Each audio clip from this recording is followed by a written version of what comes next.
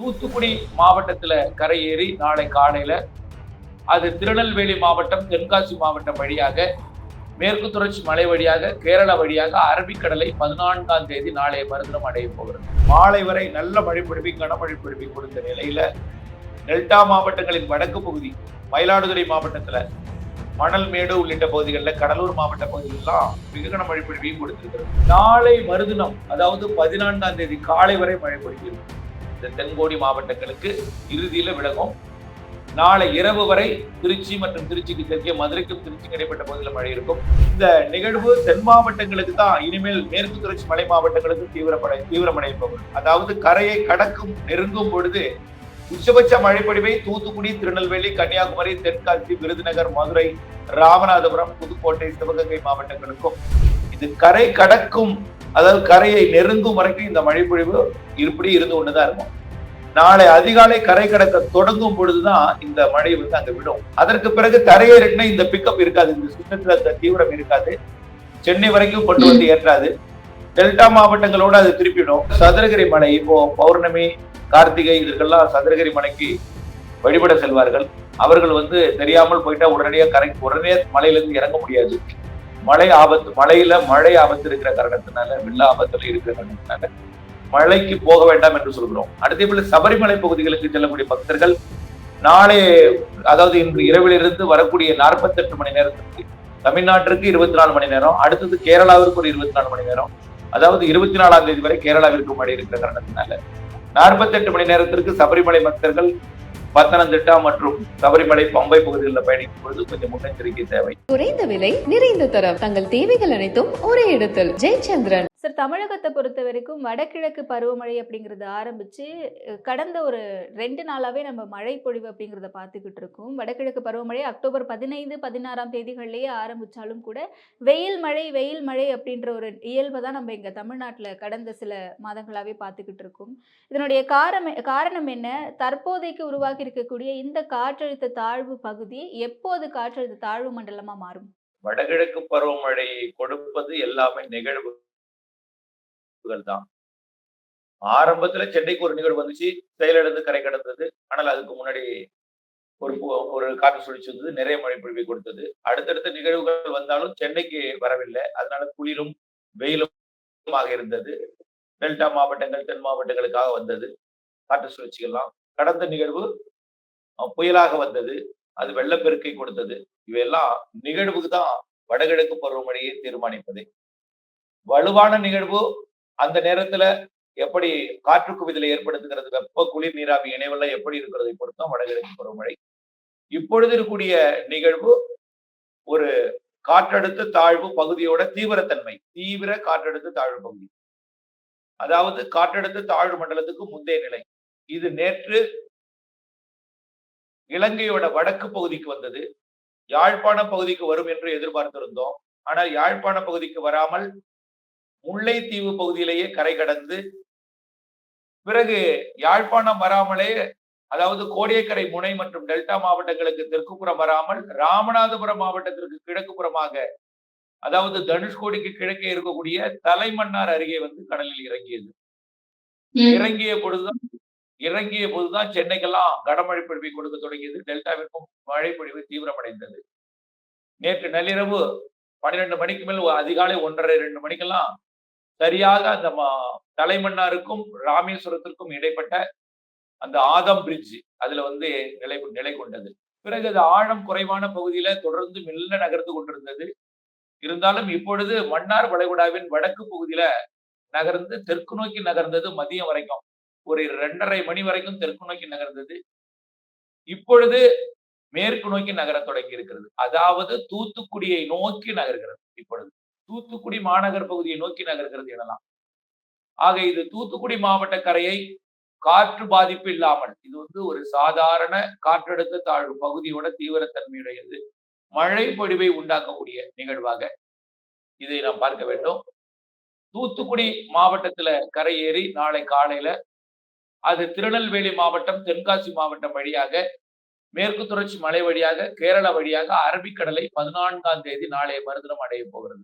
ஆக இன்றைக்கு நள்ளிரவு அதிகாலை வரைக்கும் தூத்துக்குடிக்கு அருகே வங்கக்கடலின் மன்னார் வளைகுடா பகுதியில நீடிக்க போகிறது. நாளை அதிகாலை வரைக்கும் தூத்துக்குடி அருகே நீடிக்கும். இதன் காரணமாக மழைப்பொழிவு தற்பொழுது சென்னை மற்றும் டெல்டா, சென்னை உள்ளிட்ட வடகடலோர மாவட்டங்கள் மற்றும் டெல்டா மாவட்டங்கள் மற்றும் வட உள் மாவட்டங்கள், திருப்பத்தூர் மற்றும் திருவண்ணாமலை மாவட்டங்கள் வரைக்கும் மாலை வரை நல்ல மழைப்பொழிவை, கனமழை பொழிவை கொடுத்த நிலையில டெல்டா மாவட்டங்களின் வடக்கு பகுதி, மயிலாடுதுறை மாவட்டத்துல மணல்மேடு உள்ளிட்ட பகுதிகளில், கடலூர் மாவட்ட பகுதிகளெல்லாம் மிக கனமழை பொழிவையும் கொடுத்திருக்கிறது. அது கடலூர் மற்றும் அரியலூர், பெரம்பலூர் மற்றும் மயிலாடுதுறை மாவட்டத்திற்கு மிக கனமழை பொழிவை கொடுத்துக் கொண்டு திருவண்ணாமலை மாவட்டத்துல தொடர்ந்து மழைப்பொழிவை கொடுத்துக் கொண்டிருக்கிற நிலையில இனிமேல் வரக்கூடிய மணி நேரங்கள் படிப்படியாக தீவிரம் குறையும். அதாவது நள்ளிரவுக்கு பிறகு முற்றிலுமாக தீவிரம் குறைந்து அதிகாலை குறைந்துவிடும் சென்னை மற்றும் வடகடலோர மாவட்டங்களின் மழை. டெல்டா மாவட்டங்கள், அதாவது கடலூருக்கு தெற்கே மட்டும் நாளை பகல்லையும் மழை இருக்கும். நாளை மதியம் வரைக்கும் கடலூர் மற்றும் கடலூருக்கு தெற்கே உள்ள டெல்டா மாவட்டங்களுக்கும் நாளை மதியம் வரை மழை இருக்கும்.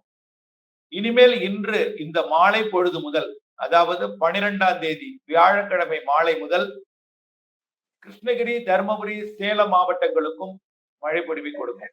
இந்த நிகழ்வு தூத்துக்குடி கரையை நெருங்கும் பொழுது ஒட்டுமொத்த தென் மாவட்டங்கள், டெல்டா மாவட்டங்களுக்கு தெற்கே உள்ள புதுக்கோட்டை, ராமநாதபுரம், சிவகங்கை மற்றும் திருச்சி மற்றும் கரூர், நாமக்கல், மேற்கு தொடர்ச்சி மலை மாவட்டங்கள் எல்லாமே, நீலகிரி, திருப்பூர், கோயம்புத்தூர் மற்றும் கிழக்கு தொடர்ச்சி மலை மாவட்டம், ஈரோடு, திண்டுக்கல், அப்படியே பார்த்தீங்கன்னா சிவகங்கை, மதுரை, தேனி, விருதுநகர், தூத்துக்குடி, திருநெல்வேலி, கன்னியாகுமரி, தென்காசி ஆகிய மாவட்டங்களுக்கு தான் நாளை மறுதினம், அதாவது 14ஆம் தேதி காலை வரை மழை பொழிவு இருக்கும். இந்த தென்கோடி மாவட்டங்களுக்கு இறுதியில விலகும். நாளை இரவு வரை திருச்சி மற்றும் திருச்சிக்கு தெற்கே மதுரைக்கும் திருச்சிக்கும் இடைப்பட்ட பகுதியில் மழை இருக்கும். மதுரைக்கு தெற்கே நாளை மறுதினம் 14ஆம் தேதி அதிகாலை விலகும். இனிமேல் இந்த மழை பொழிவு சென்னைக்கு பெரிதாக கொடுக்காது. ஆனால் சென்னை உள்ளிட்ட வடகடலோர மாவட்டங்களுக்கு நள்ளிரவு வரை கனமழை இருக்கிறது. அதாவது பாதிக்கும் மழை அல்ல. திருவண்ணாமலை மாவட்டத்திற்கு தற்பொழுது அச்சுறுத்தும் மழை பொழிவை அவலூர்பேட்டை மற்றும் அதன் சுற்றுவட்டார பகுதிகளெல்லாம் கொடுத்து வருகிறது. அதுவும் கொஞ்சம் அச்சுறுத்தி கொண்டிருக்கிறது. சில இடங்களில் இப்பொழுதே கொஞ்சம் பாதித்திருக்கிறது. பாதித்ததுன்னா ஏற்கனவே பாதித்திருக்கிற நிலையில இந்த மழை பொழிவு சற்று பாதித்து இருக்கிறது இப்பொழுதைக்கு. இருந்தாலும் அச்சப்பட தேவையில்லை. இரவு விலகப் போகிறது. இன்னும் சில மணி நேரங்களிலே விலகப் போகிறது என்ற கணக்கில் கொள்ளுங்கள். இந்த நிகழ்வு தென் மாவட்டங்களுக்கு தான் இனிமேல் மேற்கு தொடர்ச்சி மலை மாவட்டங்களுக்கு தீவிரமடைய போகிறது. அதாவது கரையை கடக்கும் நெருங்கும் பொழுது உச்சபட்ச மழைப்பொழிவை தூத்துக்குடி, திருநெல்வேலி, கன்னியாகுமரி, தென்காசி, விருதுநகர், மதுரை, ராமநாதபுரம், புதுக்கோட்டை, சிவகங்கை மாவட்டங்களுக்கும், அதே போல நீலகிரி உள்ளிட்ட மேற்கு தொடர்ச்சி மலை மாவட்டங்களுக்கும், நீலகிரி மற்றும் கோயம்புத்தூர், திருப்பூர், திண்டுக்கல் மாவட்ட கொடைக்கானல் மலைப்பகுதியெல்லாம் மிக கன மழை பொழிவை கொடுக்க வாய்ப்பு இருக்கிறது. குறிப்பாக இதுலயும் மேற்கு தொடர்ச்சி மலையோட மலை, அதாவது சிகரங்கள் உயர்ந்த பகுதிகளாகிய அந்த கேரள எல்லையோரம் இருக்கக்கூடிய அனைத்து, அதாவது சதுரகிரி மலைப்பகுதி, கொடைக்கானல் மலைப்பகுதி, மேற்கு தொடர்ச்சி மலையில எல்லாமே காற்றோட மோதல் இருக்கும். அந்த காற்று அங்கே மோதி குவிக்கப்பட்டு மோதி திசை மாற்றி பல்வேறு இடங்கள்ல மழையை பரவ செய்யும் என்பதனால திருநெல்வேலி மாவட்டம், நாலுமுக்கு, ஊத்து, காக்காட்சி, மாஞ்சோலை போன்ற பகுதிகளுக்கும் நிறைய மழை பொழிவை வரக்கூடிய 24 மணி நேரத்துல இன்று இரவிலிருந்து நாளை இரவு வரை நிறைய கொடுக்க போகும். சார், மன்னார் வளைகுடால இருந்து இப்பதான் தூத்துக்குடியை நோக்கி நகர்ந்துகிட்டு இருக்கிறதா சொன்னீங்க. அப்படி பார்த்தா தென் மாவட்டங்களை நோக்கி போகக்கூடிய இந்த காற்றழுத்த தாழ்வு பகுதி ஏன் இயல்புக்கு மாறாக இப்பவே சென்னை உள்ளிட்ட வடகடலோர மாவட்டங்களா இருக்கட்டும், இல்ல வட உள் மாவட்டங்களா இருக்கட்டும், அதுல அதீத மழை கொடுத்துட்டு இருக்கு? அதாவது அது உருவாகிய பொழுதிலிருந்தே தென்சின கடற்பகுதி காற்றும் கிடைத்துக் கொண்டிருந்தது. நிலநடுக்கோட்டு பகுதி காற்றும் இதுக்குள்ள சுழற்சியில இருந்தது. வட இந்திய குளிரலை சென்னை வழியாக குளிரை கொண்டு வந்து கொண்டிருந்தது. அதே போல அரபிக்கடல் காற்றும் இதுக்குள்ள வந்து கொண்டிருந்தது. இது உருவாகி இடம்பெயர்ந்திருக்கிறதே தவிர அந்த காற்று என்பது இதற்குள் வந்து கொண்டிருக்கிறது. ஆக தென்சின கடற்பகுதியிலிருந்து வரக்கூடிய காற்று சென்னையில் ஏறி, திருவள்ளூர், சென்னை, செங்கல்பட்டு, விழுப்புரம், புதுச்சேரி பகுதிகளில் ஏறி அப்படியே திருவண்ணாமலை மாவட்டம் வழியாகவும் அப்படியே கிருஷ்ணகிரி மாவட்டம் வழியாக வழித்தடத்தை அமைத்துக் கொண்டு கரூர், நாமக்கல், திருச்சி, மதுரை, திண்டுக்கல் வழியாக இந்த நிகழ்விற்கு பயணிக்கிற காரணத்தினால கடற்காற்று ஏறும் இடத்துல வட இந்திய குளிரலையை சந்திப்பை ஏற்படுத்தி கொண்டு காற்று குளிர்ந்து வட தமிழ்நாட்டின் கரையோர பகுதிகளையும் உள்பகுதிகளையும் மழை பொழிவை கொடுத்து வருகிறது. இது கரை கடக்கும், அதாவது கரையை நெருங்கும் வரைக்கும் இந்த மழை பொழிவு இப்படி இருந்து கொண்டுதான் இருக்கும். நாளை அதிகாலை கரை கடக்க தொடங்கும் பொழுதுதான் இந்த மழை அங்க விடும். அதற்கு பிறகு தரையேறினா இந்த பிக்கப் இருக்காது, இந்த சிஸ்டத்துல அந்த தீவிரம் இருக்காது. சென்னை வரைக்கும் கொண்டு வந்து ஏற்றாது. டெல்டா மாவட்டங்களோடு அது திருப்பிடும். அதாவது அந்த அளவிற்கு சுழன்று ஈர்க்க முடியாமல் டெல்டா மாவட்டங்கள் வழியாக இருக்கும். பிறகு உள்ளே போனதுக்கு அப்புறம் டெல்டா மாவட்டங்கள் வழியாக ஈர்க்க முடியாமல் அதோட சக்தி இழந்து பிறகு புதுக்கோட்டை மாவட்டங்கள் வழியாக புதுக்கோட்டை, திண்டுக்கல் வழியாக ஈர்க்க தொடங்கும். மேற்கு தொடர்ச்சி மலை கேரளாவுக்கு போனோம்னா அந்த இதுவும் சக்தி இழந்து அது ராமநாதபுரம் மற்றும் விருதுநகர் மாவட்டம் மட்டும் இழுத்துக் கொண்டு மழைப்பொழிவை கொடுத்துக் கொண்டு அரபிக்கடலுக்கு 14ஆம் தேதி சென்று 15ஆம் தேதி விடைபெற்றுவிடும். இதற்கு அடுத்தபடியா அடுத்த நிகழ்வு 16ஆம் தேதி வரும். சார், ஆனா இப்பவே சென்னை, திருவள்ளூர் உள்ளிட்ட மாவட்டங்கள்ல பார்த்தீங்கன்னா, நீர்நிலைகள் எல்லாமே நிரம்ப ஆரம்பிச்சிருச்சு. ஏரிகள் எல்லாமே நிரம்ப ஆரம்பிச்சிருச்சு. சமீபத்தில பூண்டி ஏரியும் திறந்து விட்டுருக்காங்க. 1000 கனஅடி திறந்து விட்டுருக்காங்க. வெள்ள அபாய எச்சரிக்கையும் கொடுக்கப்பட்டிருக்கு. சென்னையிலேயே வெள்ள அபாய எச்சரிக்கை கொடுக்கப்பட்டிருக்கு அப்படின்னா, மற்ற மாவட்டங்கள் எப்படி சார்? அதீத பாதிப்புகள் இருக்காது அப்படின்னு நீங்க சொல்றீங்க. ஆனா வெள்ள அபாய எச்சரிக்கை கொடுக்கப்பட்டிருக்கு. இன்னும் நைட்டு முழுக்க கனமழை பெய்யறதுக்கான வாய்ப்புகள் இருக்குன்னு சொல்றீங்க. கண்டிப்பாக. அதாவது ஏற்கனவே வந்த நிகழ்வு எல்லாமே சென்னை மற்றும் வடகடலோர மாவட்டங்கள், டெல்டா மாவட்டங்களுக்கு தான் மழை பொழிவை கொடுத்திருக்கு. எந்த நிகழ்வுமே இதுவரைக்கும் தென் மாவட்டங்களுக்கு மழை பொழிவை கொடுக்கவில்லை. ஆனால் ஏற்கனவே தென்மேற்கு பருவமழை காலத்துல அணைகளை நிரப்பி வைத்திருக்கிறது. உள் மாவட்டம் திண்டுக்கல் மற்றும் அனைத்து மதுரை, அதாவது திருச்சிக்கு தெற்கே இன்னும் சொல்ல போனால் சேலம், நாமக்கல் கூட, ஈரோடு கூட போதுமான மழை இல்லாமல் ஏரி எல்லாம் காலியாகத்தான் இருக்கிறது. ஆகவே இந்த நிகழ்வு வந்தால் ஏரிகளை நிரப்பும் மழை இருக்கும். இப்போ ஏரிகளை நிரப்பி உபரி நீர் திறந்தாலும் பெரிய அளவில் வெள்ளம் வருவதற்கு வாய்ப்புள்ள எல்லா ஏரியும் காலியா இருக்கிறதுனால. ஆனால் மாஞ்சோலை, நாலுமுக்கு ஊத்து போன்ற பகுதிகளில் அணைகளுக்கு நீர் கொடுக்கக்கூடியது, அதெல்லாம் அணைகளுக்கு நீர்வரத்தை கொடுக்கக்கூடியது. பாபநாசம் மற்றும் கன்னியாகுமரி மாவட்டத்தோட பேச்சுப்பாறை பகுதிகளுக்கு நீர்வரத்தை கொடுக்கக்கூடிய மலைப்பகுதிகள். மேலும் பார்த்தீங்கன்னா குற்றாலம், எதுக்குடா சொல்றேன்னா குற்றால அருவியில தெரியாம குளிச்சுட்டு இருப்பாங்க. அதுல சிறு நீர் ஓடையாக இருக்கும், அருவி சின்னதா ஊத்திட்டு இருக்கும். திடீர்னு பெரிய அளவிலே கரடு முரடான பாறைகள்லாம் தள்ளி விடுவதற்கு வாய்ப்பு இருக்கு. அதனால அங்கே கொஞ்சம் எச்சரிக்கை தேவைன்னு சொல்றோம். அடுத்தபடியா பார்த்தீங்கன்னா சதுரகிரி மலை, இப்போ பௌர்ணமி, கார்த்திகை இதற்கெல்லாம் சதுரகிரி மலைக்கு வழிபட செல்வார்கள். அவர்கள் தெரியாமல் போயிட்டா உடனே மலையிலிருந்து இறங்க முடியாது. மழை ஆபத்து இருக்கிற காரணத்தினால, வெள்ள ஆபத்துல இருக்கிற காரணத்தினால மலைக்கு போக வேண்டாம் என்று சொல்கிறோம். அதே போல சபரிமலை பகுதிகளுக்கு செல்லக்கூடிய பக்தர்கள் நாளை, அதாவது இன்று இரவிலிருந்து வரக்கூடிய 48 மணி நேரத்திற்கு தமிழ்நாட்டிற்கு 24 மணி நேரம், அடுத்தது கேரளாவிற்கு ஒரு 24 மணி நேரம், அதாவது 24ஆம் தேதி வரை கேரளாவிற்கு மழை இருக்கிற காரணத்தினால 48 மணி நேரத்திற்கு சபரிமலை பக்தர்கள் பத்தனந்திட்டா மற்றும் சபரிமலை, பம்பை பகுதிகளில் பயணிக்கும் பொழுது கொஞ்சம் முன்னெச்சரிக்கை தேவை. அடுத்தபடியா கொடைக்கானல் மலைப்பகுதிகளுக்கு பயணம் செய்வதை தவிர்த்துக் கொள்ள வேண்டும். குறிப்பாக வத்தலகுண்டு வழியா கூட பெரிய பிரச்சனை இருக்காது. ஆனால் பழனி கொடைக்கானல் வழித்தடம் கொஞ்சம் குறுகலான பாதை, அங்கே கொஞ்சம் போக்குவரத்தை கொஞ்சம் பாதிக்கும் மழைப்பொழிவுகள், அதாவது பாறைகளை உருட்டுவதும் மரங்களை சாய்க்கும் நிகழ்வுகள் இருக்கலாம்.